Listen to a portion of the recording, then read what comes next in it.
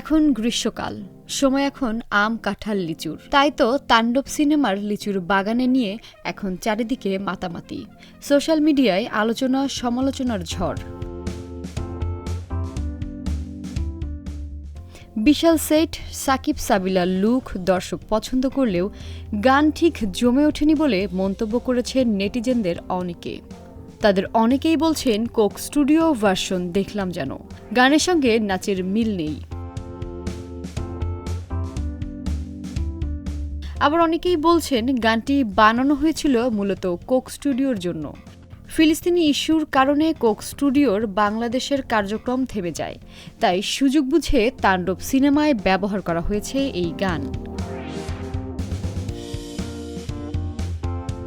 গানের কোরিওগ্রাফি নিয়ে আলোচনা সমালোচনা হলেও সাকিব খান আর সাবিলা নূর জুটির রোম্যান্স দেখে আপ্লুত দর্শকেরা।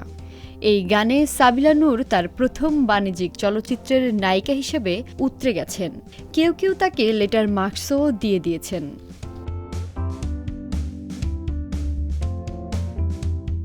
যদিও দর্শকদের প্রাথমিক ধারণা ছিল এটি আইটেম গান, কিন্তু এই সিনেমার পরিচালক রায়হান রাফি জানিয়েছেন এটি আইটেম গান নয়।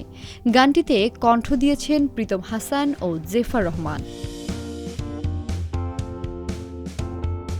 লিচুর বাগানে শিরোনামের গানের কথা লিখেছেন সাত্তার পাগলা, প্রীতম হাসান, মেহেদী আনসারি ও এনামুল তাহসিন।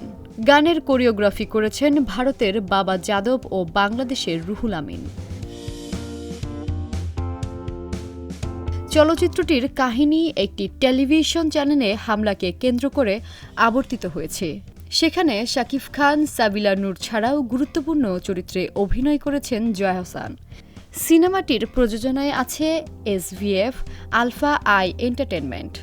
আসন্ন ঈদে মুক্তি পাবে বহুল আলোচিত সিনেমা তাণ্ডব।